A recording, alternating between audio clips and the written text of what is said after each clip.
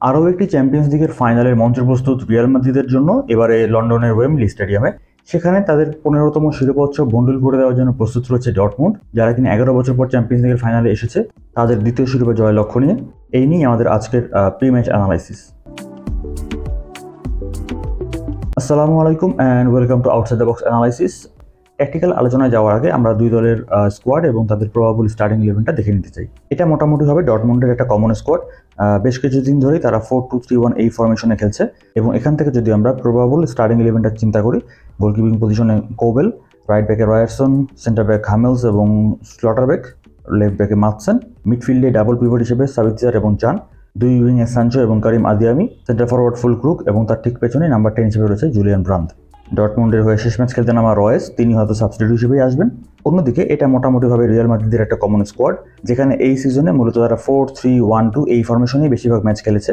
এবং এখান থেকে যদি আমরা প্রবাবল স্টার্টিং 11টা চিন্তা করি, সেখানে গোলকিপিং পজিশনে কোর্তোয়া ব্যাক করছেন, যেহেতু লুনিনের ফ্লু রয়েছে সো এই ম্যাচটি তিনি খেলতে পারছেন না। কোর্তোয়া তার জায়গায় ব্যাক করছেন, একটা বড় ইঞ্জুরি থেকে ব্যাক করার পর কোর্তোয়া কিন্তু লাস্ট কয়েকটি ম্যাচ বেশ ভালোই খেলেছেন। রাইট ব্যাকে কারভাহাল, সেন্টার ব্যাকে রুডিগার এবং নাচো, লেফট ব্যাকে মেন্দি। শুয়ামেনের যেহেতু ইঞ্জুরি রয়েছে সো তার জায়গায় কামাভিঙ্গা, ক্রুজ এবং ভালভার্দি মূলত মিডফিল্ডে স্টার্ট করার কথা। তাদের সামনে থাকার কথা জুড বেলিংহাম, ভিনিসিয়াস জুনিয়র এবং রদ্রিগো। সেকেন্ড হাফে সাবস্টিটিউট বেঞ্চ থেকে উঠে এসে ম্যাচের মোড় ঘুরিয়ে দিতে পারেন লুকা মদ্রিচ, ব্রাহিম দিয়াজ কিংবা জোসিলু।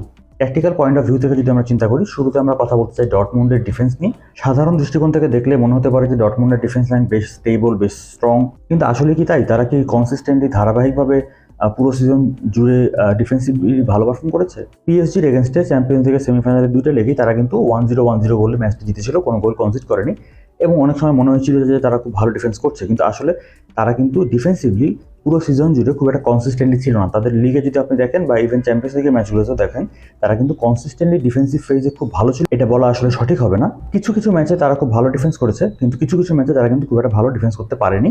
এবং আপনি যদি পিএসজির এগেনস্টে দুই লেগের খেলাও যদি দেখেন, সেখানেও কিন্তু পিএসজি অনেকগুলো চান্স ক্রিয়েট করেছিল, বাট আলটিমেটলি সেখান থেকে তারা গোল স্কোর করতে পারেনি। সো ডর্টমুন্ডের ডিফেন্স লাইন খুব স্ট্রং বা স্টেবল এটা আসলে সরাসরি বলা ঠিক হবে না, বাট তারা দেখিয়েছে যে তারা সেই ডিফেন্স লাইন নিয়েই তারা কিন্তু অপোনেন্টের এগেনস্টে ক্লিন শিট ধরে রাখতে পারে।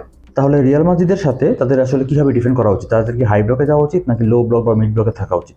একটা হতে পারে যে আপনি শুরু থেকে হাই প্রেসিং করছেন, আর একটা হতে পারে যে আপনি শুরু থেকে লো ব্লক বা মিড ব্লকে ডিফেন্স করছেন। আপনি যদি হাই প্রেসিংয়ে যেতে চান তাহলে হয়তো ম্যাচের প্রথম 20 মিনিট আপনি 30 মিনিট আপনি হয়তো হাই প্রেসিং করতে পারেন এবং সেক্ষেত্রে আপনি চেষ্টা করতে পারেন রিয়াল মাদ্রিদ যাতে বিল্ড আপ করতে না পারে। হাই আপ দ্য পিচ থেকে আপনি সেখান থেকে বলটা উইন করতে চান এবং সেখান থেকে আপনি গোল স্কোর করতে চান, রিয়াল মাদ্রিদকে ফোর্স করতে চান যে তারা যেন মিস্টেক করে, সেখান থেকে যেন আপনি সুযোগটা তৈরি করে নিতে পারেন এবং দেন প্রথম 30 মিনিটের ভিতরে যদি আপনি গোল বের করে নিতে পারেন হাই প্রেস করে, দেন সেখান থেকে পরবর্তীতে আপনি কিন্তু লো ব্লক বা মিড ব্লকে চলে যেতে পারেন এবং সেখান থেকে আপনি কাউন্টার অ্যাটাকের জন্য অপেক্ষা করতে পারেন। কিন্তু হাই প্রেসিং করতে গেলে একটা প্রবলেম কিন্তু রয়েছে বা একটা লিমিটেশন কিন্তু রয়েছে, একটা রিস্ক কিন্তু রয়েছে। সেটা হলো আপনি যখন হাই ব্লকে প্রেসিং করতে যাচ্ছেন তখন কিন্তু আপনার ডিফেন্স লাইনের পেছনে আপনি বড় একটা স্পেস ছেড়ে দিচ্ছেন। বিশেষ করে রিয়াল মাদ্রিদের ভিনিসিয়াস জুনিয়র, রদ্রিগো, তাদের জন্য আপনি যদি এত বড় স্পেসগুলো ছেড়ে দেন, প্লাস আপনি যদি 1 ভার্সেস 1 ম্যান মার্কিং ডিফেন্সে চলে যান, হাই ব্লক করার ক্ষেত্রে এইরকম সিচুয়েশন তৈরি হবে, এটাই স্বাভাবিক। তো সেই ধরনের সিচুয়েশনগুলো ডিল করা কিন্তু খুব রিস্কি একটা সিচুয়েশন হবে ডর্টমুন্ডের জন্য। বাট আপনি যদি হাই প্রেস করতে চান তাহলে সেই রিস্ক আপনাকে নিতেই হবে। আর দ্বিতীয় যে স্ট্র্যাটেজিটা হতে পারে সেটা হলো যে আপনি শুরু থেকে মিড ব্লক বা লো ব্লকে ডিফেন্স করছেন, আপনি হাই প্রেসিংয়ে যাচ্ছেন না, দেন সেখান থেকে আপনি অর্গানাইজ ডিফেন্স করছেন মিড ব্লকে বা লো ব্লকে। সেখান থেকে যদি আপনি বল উইন করতে পারেন তখন আপনি কাউন্টার অ্যাটাকে যাচ্ছেন, যেহেতু ডর্টমুন্ড কাউন্টার অ্যাটাকেও বেশ ভালো। তো এটাও একটা স্ট্র্যাটেজি হতে পারে, বাট মোস্ট প্রবাবলি আপনি যদি রিয়াল মাদ্রিদের এগেনস্টে শুরু থেকে মিড ব্লক বা লো ব্লকে ডিফেন্স করেন তাহলে এত লম্বা সময় আসলে আপনাকে ডিফেন্স করে তাদের যে অ্যাটাকিং লাইন আপগুলো রয়েছে তাদের এগেনস্টে আসলে এত লম্বা সময় ডিফেন্স করে ক্লিন শিট ধরে রাখাটা খুব ডিফিকাল্ট। বিশেষ করে প্রথম হাফে যদি আপনি 0-0 রাখতেও পারেন, গোল 0 রাখতেও পারেন, দ্বিতীয় হাফে যখন মডরিচ নামে তখন আসলে ম্যাচের মোমেন্টামটা একটু চেঞ্জ হয়ে যায়। ডিফেন্ডিং ফেজে ডর্টমুন্ডের জন্য আরও একটা চিন্তার ব্যাপার হলো যে তাদের যে লেফট ফ্ল্যাঙ্কটা রয়েছে, তাদের এই লেফট ফ্ল্যাঙ্ক দিয়ে তারা অনেক বেশি চান্স কনসিড করেছে, অর্থাৎ অপোনেন্টরা তাদের এই লেফট ফ্ল্যাঙ্ক দিয়ে অনেক বেশি অ্যাটাক করেছে এবং সেখান থেকে তারা গোলও আসলে কনসিড করেছে। যেহেতু এপাশে খেলবে হলো রিয়াল মাদ্রিদের কারবাহাল, ভালভার্দে, ইভেন রদ্রিগো এপাশে থাকতে পারে। সো এই জায়গা থেকে কারবাহাল, রদ্রিগো বা ভালভার্দে তারা কিন্তু অনেক বেশি কম্বিনেশন করার চেষ্টা করবে, ক্রস করার চেষ্টা করবে। যে জিনিস আমরা আগের ম্যাচে অর্থাৎ ডর্টমুন্ডের পিএসজির সাথে ম্যাচটা আমরা দেখেছিলাম যে সেখানে কিন্তু ডেম্বেলে, হাকিমি তারা কিন্তু প্রচুর পরিমাণে ক্রস করেছিল, কাটব্যাক করেছিল, যদিও সেখান থেকে তারা গোল স্কোর করতে পারেনি, বাট সেখান থেকে কিন্তু ওই পার্টিকুলারলি ডর্টমুন্ডের লেফট ফ্ল্যাঙ্ক থেকে তারা কিন্তু প্রচুর পরিমাণে সুযোগ তৈরি করেছিল।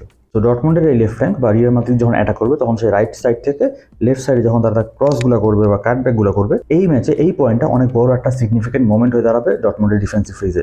একই সাথে রিয়াল মাদ্রিদের রাইট সাইডে তারা কিন্তু ভালভার্দে, কারভাহাল তারা কিন্তু উঠে আসে, ডাবল ডিফেন্ডিং প্রয়োজন হতে পারে সেখানে। আবার একই সাথে লেফট সাইডে ভিনিসিয়াস জুনিয়র, রদ্রিগো তারা কিন্তু একসাথে হয়ে যেতে পারে, সেক্ষেত্রেও ডাবল ডিফেন্ডিংয়ের প্রয়োজন হতে পারে। তো এই ডাবল ডিফেন্ডিংয়ের জন্য ডটমুন্ডে যারা উইঙ্গার রয়েছে, করিম আদিয়ামি, সানচো, তাদেরকে অনেক বেশি ডিফেন্সিভ ওয়ার্ক করতে হতে পারে। অন্যদিকে ডটমুন্ডের অ্যাটাকিং ফেজের দিকে যদি আমরা খেয়াল করি, তাদের অ্যাটাকিং ফেজে অর্থাৎ বল পায় উইথ বল তাদেরকে খুব বেশি কোয়ালিটি আসলে মনে হয়নি। অ্যাটলিস্ট পিএসজির সাথে ম্যাচটাতে তারা প্রচুর পরিমাণে বল লুজ করছিল। সো উইথ বল রিয়াল মাদ্রিদের যেরকম কোয়ালিটি রয়েছে, ডটমুন্ডের ক্ষেত্রে সেরকম কোয়ালিটি আসলে মনে হয়নি। একই সাথে আমরা যদি বিল্ড আপের দিকে খেয়াল করি, তারা যখন বিল্ড আপ করার চেষ্টা করে তখন তাদেরকে ভালোভাবে প্রেস করলে, অর্গানাইজড ওয়েতে হাই প্রেস করলে তারা কিন্তু বল লুজ করে এবং সেখান থেকে অপোনেন্ট টিম আসলে গোল স্কোর করার মতো সিচুয়েশন তৈরি করে। সো রিয়াল মাদ্রিদ নিশ্চয়ই চাইবে যে ডটমুন্ড যদি বিল্ড আপ করার চেষ্টা করে সেখানে তারা হাই প্রেস করে বল উইন করার জন্য। এবং এক্ষেত্রে ডটমুন্ডের উচিত হবে তারা যদি কনফিডেন্টলি বিল্ড আপ করতে না পারে তাহলে রিস্ক না নিয়ে তাদের ডিরেক্ট খেলার চেষ্টা করা উচিত হবে। অ্যাটাকিং ফেজে ডটমুন্ডের সবচেয়ে বড় স্ট্রেংথ হলো তাদের দুজন উইঙ্গার, কারিম আদিয়ামি এবং সানচো। তো সানচো যদি রাইট সাইডে শুরু করেন এবং কারিম আদিয়ামি যদি লেফট সাইডে শুরু করেন, তাহলে করিম আদিয়ামি তিনি আসলে ফেস করবেন কারভাহালকে। সেক্ষেত্রে কারিম আদিয়ামি তিনি তার স্পিড দিয়ে বিট করার চেষ্টা করবেন কারভাহালকে। অন্যদিকে সানচো তিনি ফেস করবেন মেন্ডিকে। তো সানচোর যে ড্রিবলিং রয়েছে সেই ড্রিবলিংয়ের এগেনস্টে মেন্ডিকে বেশ ভুগতে হতে পারে। এক্ষেত্রে রিয়াল মাদ্রিদেরও প্রয়োজন হবে যে এই সানচো এবং কারিম আদিয়ামি তারা যখন কারভাহাল বা মেন্ডির এগেনস্টে 1 ভার্সেস 1 সিচুয়েশনে থাকবে তখন তাদের আসলে সাপোর্ট প্রয়োজন হবে। ডটমুন্ডের জন্য আরও একটা স্ট্রেংথ হলো তাদের স্ট্রাইকার ফুলক্রুক। তিনি কিন্তু এরিয়াল ডুয়েলে বেশ ভালো এবং অনেক পাওয়ারফুল হেডার, অনেক স্ট্রং হেডার। সো তার কাছে যদি কোনো ক্রস আছে সেই ক্রস থেকে তিনি কিন্তু গোল স্কোর করে ফেলতে পারেন। এক্ষেত্রে রিয়াল মাদ্রিদকে ডিফেন্ডিংয়ের ক্ষেত্রে খুব কেয়ারফুল থাকতে হবে। আর কাউন্টার অ্যাটাকে ডটমুন্ড কিন্তু ভেরি ডেঞ্জারাস হতে পারে। কারিম আদিয়ামি, সানচো, ব্রান্ড এবং ফুলক্রুক তাদের স্পিডগুলো কিন্তু তারা কাজে লাগাতে পারে। সেট পিসের দিকে যদি খেয়াল করি, কর্নার অ্যাটাকিংয়ের ক্ষেত্রে ডটমুন্ড কিন্তু খুব ভালো, তারা বেশ স্ট্রং। সেক্ষেত্রে তাদের কিন্তু হামেলস এবং ফুলক্রুকের মতো হেডার রয়েছে এবং সেখান থেকে তারা কিন্তু গোল স্কোর করেছে। ইভেন পিএসজির সাথে লাস্ট চ্যাম্পিয়ন্স লিগের সেমিফাইনাল ম্যাচেও কিন্তু হামেলস গোল করেছিলেন কর্নার থেকে। অন্যদিকে কর্নার ডিফেন্ডিংয়ের ক্ষেত্রে যদি আমরা খেয়াল করি, তারা আবার একটু ম্যান মার্কিং করে। হ্যাঁ, তো ম্যান মার্কিং করতে গিয়ে তারা কিন্তু আসলে বেশ খানিকটা ভুগেছে কর্নার ডিফেন্ডিংয়ের ক্ষেত্রে। এক্ষেত্রে রিয়াল মাদ্রিদ আবার বেশ ভালো কর্নার অ্যাটাকিংয়ের ক্ষেত্রে। তো দেখা যাবে যে রিয়াল মাদ্রিদ ডটমুন্ডের এই ম্যান মার্কিংটাকে ভেঙে তারা কিন্তু দেখা যাবে যে গোল স্কোর করে ফেলতে পারে সেট পিস থেকে। এবার আমরা চলে যেতে চাই রিয়াল মাদ্রিদের অ্যাটাকিং ফেজের দিকে। তো রিয়াল মাদ্রিদকে যতই আপনি প্রেস করেন না কেন, যতই আন্ডার প্রেশারে তারা থাকুক না কেন, তারা বিল্ড আপ করার ক্ষেত্রে খুবই কনফিডেন্ট, খুবই কুল, কাম অ্যান্ড কম্পোজড। তো যতই প্রেশার দেন না কেন, যতই হাই আপ দ্য পিচে যদি প্রেস করতে যায়ও, রিয়াল মাদ্রিদ কিন্তু সেখান থেকে দেখা যায় যে খুব কুল কামলি সেই প্রেশার জোন থেকে বলটা কিন্তু বের করে নিয়ে আসতে পারে। তো ডটমুন্ড যদি এক্ষেত্রে হাই প্রেস করতে যায়, রিয়াল মাদ্রিদ তখন চেষ্টা করবে যে সেই প্রেশার জোন থেকে বলটাকে বের করে নিয়ে দেন ডটমুন্ডের ডিফেন্স লাইনের পিছনে যে বড় স্পেসটা রয়েছে সেই স্পেসটাতে অ্যাটাক করার জন্য তারা কিন্তু চেষ্টা করবে। ভিনিসিয়াস, রদ্রিগো, বেলিংহাম তারা কিন্তু সেই জায়গাগুলো এক্সপ্লোর করার জন্য চেষ্টা করবেন। অন্যদিকে ডটমুন্ড যদি মিড ব্লক বা লো ব্লকে চলে যায়, সেক্ষেত্রে রিয়াল মাদ্রিদ যেটা করবে যে বল পজিশন ধরে রাখার চেষ্টা করবে ধৈর্য সহকারে, পেশেন্সলি, এবং সেখান থেকে তারা কম্বিনেশন করার চেষ্টা করবে অথবা ফ্ল্যাঙ্ক এরিয়া থেকে ক্রস অ্যাটেম্প করে সেখান থেকে তারা ক্রস বা কাটব্যাক থেকে গোল স্কোর করার চেষ্টা করবে। রিয়াল মাদ্রিদের ক্রসিং এর ক্ষেত্রে যেটা বলছিলাম, সেখানে কারভাহাল, রদ্রিগো কিংবা ভালভার্দে তারা যে ক্রসগুলো করবে, অর্থাৎ রিয়াল মাদ্রিদের রাইট ফ্ল্যাঙ্ক থেকে তারা যখন যে ক্রসগুলো করছে বা কাটব্যাকগুলো করছে, এগুলো ডটমুন্ডের জন্য ডিফেন্ড করা খুবই ডিফিকাল্ট হতে পারে। বিশেষত তারা যেহেতু এই জায়গাতে স্ট্রাগল করছিল, ইভেন লাস্ট পিএসজির সাথে ম্যাচটাতেও তারা কিন্তু স্ট্রাগল করেছে এই জায়গাতে। অন্যদিকে আমরা যদি মিডফিল্ডের দিকে খেয়াল করি, এখানে মিডফিল্ডে কিন্তু ইউজুয়ালি আপনারা যদি নাম্বার হিসাব করি তাহলে কিন্তু রিয়াল মাদ্রিদের একটা নিউমেরিক্যাল সুপিরিয়রিটি থাকছে। আপনি যদি চিন্তা করেন, এখানে রিয়াল মাদ্রিদের 4 জন মিডফিল্ডারের এগেনস্টে ডটমুন্ডে কিন্তু মূলত 3 জন মিডফিল্ডার ম্যাক্সিমাম এখানে আসতে পারে সেন্ট্রাল এরিয়াটা যদি আমরা চিন্তা করি। সো এই সিচুয়েশনটার বেশ কিছু ধরনের সলিউশন আসলে হতে পারে। একটা হতে পারে এরকম যে ধরেন যে সাবিৎজার বা চান তাদের একজন, মনে করেন সাবিৎজার, তিনি ক্রুসের কাছে গেলেন না, বরং তিনি থেকে গেলেন জুড বেলিংহামের সাথে, আর সানচো সেখান থেকে ভিতরের দিকে চলে আসেন ক্রুসকে মার্কিং করার জন্য বা ক্রুসের আশেপাশে থাকার জন্য। সো এটা এক ধরনের সলিউশন হতে পারে যে উইঙ্গার ভিতরের দিকে চলে আসবে আর একজন মিডফিল্ডার তিনি ডিফেন্সিভ অপোনেন্টের অ্যাটাকিং মিডফিল্ডের কাছাকাছি চলে আসবে। এটা এক ধরনের সলিউশন। আরেকটা সলিউশন হতে পারে যে আপনার স্ট্রাইকার নিচে নেমে আসবেন। সো সাবিৎজার তিনি থাকবেন জুড বেলিংহামের সাথে, চান থাকবেন ভালভার্দের সাথে, ব্রান্ড চলে যাবে তখন ক্রুসের সাথে, আর ফুলক্রুক তখন নেমে আসবেন রিয়াল মাদ্রিদের ডিফেন্সিভ মিডফিল্ডার কামাভিঙ্গার সাথে। যদিও সেক্ষেত্রে যেটা অপোনেন্টের জন্য সুবিধা হবে যে রুডিগার বা নাচো তারা সেন্টার ব্যাক, তারা কিন্তু বল নিয়ে খুব ইজিলি প্রোগ্রেস করতে পারবেন। তো এক্ষেত্রে বেটার অপশন হলো যে আপনি অপোজিট সাইডের উইঙ্গারকে ভিতরের দিকে নিয়ে আসবেন, তাতে করে আপনার স্ট্রাইকার উপরে থাকতে পারবে, অপোনেন্টের দুজন সেন্টার ব্যাকের মাঝখানে তিনি কিন্তু তাদেরকে বল নিয়ে প্রোগ্রেস করার ক্ষেত্রে বাধা দিতে পারবেন বা অ্যাটলিস্ট তাদের পাসিং লাইনগুলো বন্ধ করতে পারবেন। রিয়াল মাদ্রিদের ডিফেন্সিভ ফেজের কথা যদি আমরা চিন্তা করি, যেহেতু ডটমুন্ড বিল্ড আপের ক্ষেত্রে খুব একটা ভালো করতে পারছে না, তাদের কিছুটা উইকনেস রয়ে গিয়েছে। সো সেই ক্ষেত্রে রিয়াল মাদ্রিদ আসলে ডটমুন্ডের বিল্ড আপের সময় হাই প্রেস করতে পারে। এবং হাই প্রেস যদি তারা অর্গানাইজড ওয়েতে করতে পারে তাহলে তারা সেখান থেকে বল উইন করে গোল স্কোরিং অপরচুনিটি পেতে পারে। আর এছাড়া ডটমুন্ডে যে স্ট্রেংথগুলো রয়েছে, যেটা বলছিলেন যে উইঙ্গার করিম আদিয়ামি এবং সানচো তারা ফাস্ট অনেক ড্রিবল করতে পারে অনেক, সেক্ষেত্রে রিয়াল মাদ্রিদের উইঙ্গার হতে পারে বা মিডফিল্ডার হতে পারে, তাদেরকে কিন্তু চেষ্টা করতে হবে তাদের ফুল ব্যাকদেরকে সাপোর্ট দেওয়ার জন্য 2 ভার্সেস 1 সিচুয়েশন তৈরি করার জন্য। প্লাস ফুলক্রুপ যেহেতু এরিয়াল ডুয়েল অনেক ভালো এবং এরিয়াল ইস অনেক স্ট্রং হেডার, সো সেক্ষেত্রে কিন্তু রুডিগারকে বেশ ভালো একটা ভূমিকা পালন করতে হবে, যেহেতু নাচো ফুলক্রুপের সাথে এরিয়াল ডুয়েলে খুব একটা সুবিধা করতে পারবে না আসলে। এক্ষেত্রে রুডিগারকে খুব ভালো একটা কাভারিং করতে হবে বা ভালো একটা ভূমিকা রাখতে হবে। সেট পিসের কথা যদি আমরা চিন্তা করি, বলছিলাম যে ডটমুন্ড কিন্তু ম্যান মার্কিং করে, এক্ষেত্রে রিয়াল মাদ্রিদ কিন্তু কিছুটা অ্যাডভান্টেজ নিতে পারে এবং তাদেরও বেশ ভালো কিছু হেডার রয়েছে কর্নার থেকে বা সেট পিস থেকে। বাট ডটমুন্ডের মতোই তাদেরও সেম ডিফেন্সিভ কর্নারগুলোতে তারা কিন্তু বেশ ভুগছে। এই সিজনের অনেকগুলো ম্যাচে তারা কিন্তু ডিফেন্সিভ কর্নার থেকে গোল কনসিডার করেছে এবং এক্ষেত্রে ডটমুন্ডে যেহেতু হামেলস রয়েছে, ফুলক্রুপ রয়েছে, সো এই কর্নারগুলো বা সেট পিসগুলো ডিফেন্ড করাটা রিয়াল মাদ্রিদের জন্য একটা বড় চ্যালেঞ্জ হবে আজকের ম্যাচে।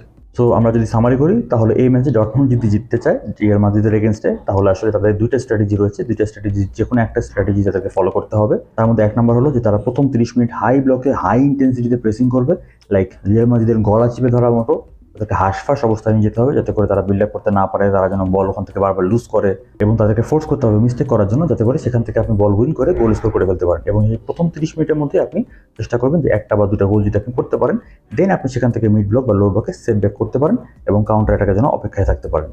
আর দ্বিতীয় অপশনটা হলো যে আপনি শুরু থেকে মিড ব্লক বা লো ব্লকে ডিফেন্স করবেন অর্গানাইজ ওয়েতে, সেখান থেকে আপনি ওয়েট করবেন তারা যখন বল লুজ করবে তখন আপনি বল উইন করে কাউন্টার অ্যাটাক করার জন্য, এবং সেখান থেকে আপনি গোল স্কোর করার চেষ্টা করতে পারেন। যদিও রিয়াল মাদ্রিদ এগেইনস্টে 90 মিনিট ধরে আপনি যদি এটা করতে চান, এটা খুব ডিফিকাল্ট একটা কাজ হতে পারে তাদের জন্য। দুইটা স্ট্র্যাটেজিরই কিন্তু লিমিটেশনস রয়েছে এবং দুইটা স্ট্র্যাটেজি কিন্তু রিস্কি হতে পারে আপনার জন্য, বাট আপনাকে ডিসাইড করতে হবে যে কোন স্ট্র্যাটেজিটা আপনার টিমের জন্য বেস্ট, কোন স্ট্র্যাটেজিটা নিলে আপনার টিম সেটা বেস্ট স্যুট করতে পারবে বা বেস্ট সেটা আউটপুট দিতে পারবে। এবং যখন আপনি ডিসাইড করে ফেলবেন তখন আপনাকে সেই সিস্টেমের উপরে বিলিফ রাখতে হবে, ফুল ফেইথ নিয়ে সেই সিস্টেম অনুযায়ী আপনাকে অ্যাটেম্প্ট করতে হবে বা চেষ্টা করতে হবে। Now it's time for predictions. Although I'm not good at predictions at all, but predictions are for fun. So just for fun, আমাদের প্রেডিকশন হলো রিয়াল মাদ্রিদ 2, ডটমুন্ড 0। আপনাদের কাছে কি মনে হচ্ছে, আপনাদের প্রেডিকশনটা কি, সেটা আমাদের কমেন্ট সেকশনে জানিয়ে দিতে পারেন। খেলা শেষে যেহেতু পোস্ট ম্যাচ অ্যানালাইসিস করার চেষ্টা আমরা করবো, তো তখন আমরা মিলাই দেখবো যে কার প্রেডিকশনগুলো মিললো বা মিললো না। But again this is just for fun. Post match analysis দেখার আমন্ত্রণ জানিয়ে আজকের মতো এখানে বিদায় নিচ্ছি। সবাই ভালো থাকবেন। আসসালামু আলাইকুম।